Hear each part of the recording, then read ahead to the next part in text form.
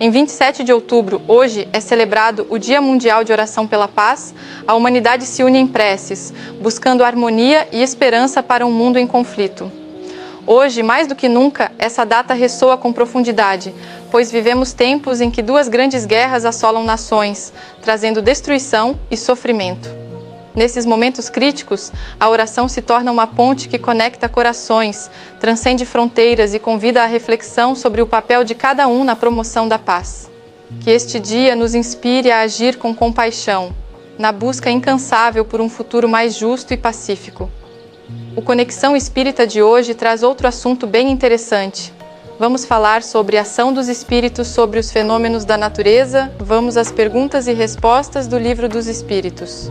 É pra já, minha amiga. Esse assunto vai da pergunta 536 a 540. Vamos lá.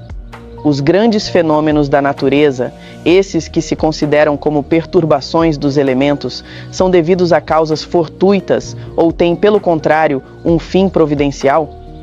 Tudo tem uma razão de ser e nada acontece sem a permissão de Deus. 536. Esses fenômenos sempre visam ao homem? Algumas vezes tem uma razão de ser diretamente relacionada ao homem, mas frequentemente não tem outro objetivo que o restabelecimento do equilíbrio e da harmonia das forças físicas da natureza. Pergunta 536b. Concebemos perfeitamente que a vontade de Deus seja a causa primária, nisso como em todas as coisas. Mas como sabemos que os espíritos podem agir sobre a matéria e que eles são os agentes da vontade de Deus, perguntamos se alguns dentre eles não exerceriam uma influência sobre os elementos para os agitar, acalmar ou dirigir. Mas é evidente, e isso não pode ser de outra maneira. Deus não se entrega a uma ação direta sobre a natureza, mas tem os seus agentes dedicados, em todos os graus da escala dos mundos. Pergunta 537. A. Pela mesma razão, poderia então haver espíritos habitando o interior da Terra e presidindo aos fenômenos geológicos? Tão pouco destituída de fundamento, que está ainda muito aquém da verdade. 538. Os espíritos que presidem aos fenômenos da natureza formam uma categoria especial no mundo espírita. São seres à parte ou espíritos que foram encarnados, como nós? Esses espíritos não habitam precisamente a Terra, mas presidem e dirigem os fenômenos, segundo as suas atribuições. Um dia tereis a explicação de todos esses fenômenos e os compreendereis melhor.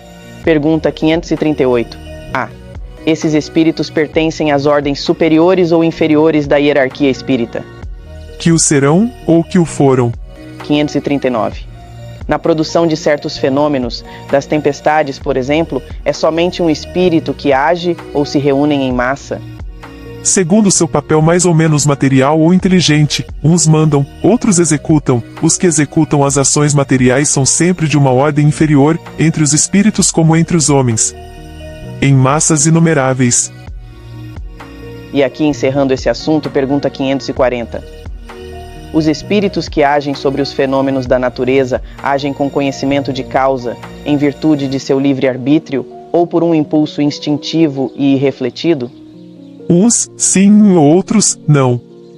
Faça uma comparação. Figurai essas miríades de animais que pouco a pouco fazem surgir do mar as ilhas e os arquipélagos. Acreditais que não há nisso um objetivo providencial, e que essa transformação da face do globo não seja necessária para a harmonia geral? São, entretanto, animais do último grau os que realizam essas coisas, enquanto vão provendo as suas necessidades e sem se perceberem que são instrumentos de Deus.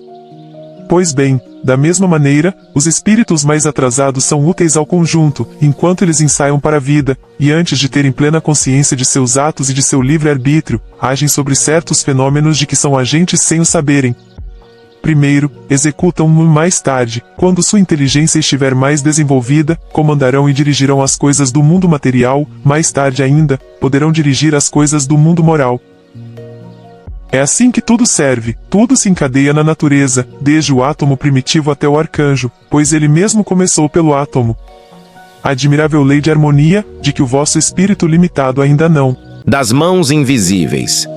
Se o vento brando ao rosto vem tocar, e o mar de espumas veste a imensidão, é mão divina que tudo vem banhar, com sutil arte, bem longe da ficção.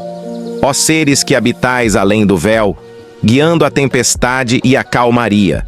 Deixais na terra um vislumbre ao céu, e a nós do eterno a doce harmonia. Nos rios que correm, na folha ao chão, vosso mover sagrado se reflete, num cântico que é vida e criação, que o mundo abraça e o espírito aquiete. Jairo Lima.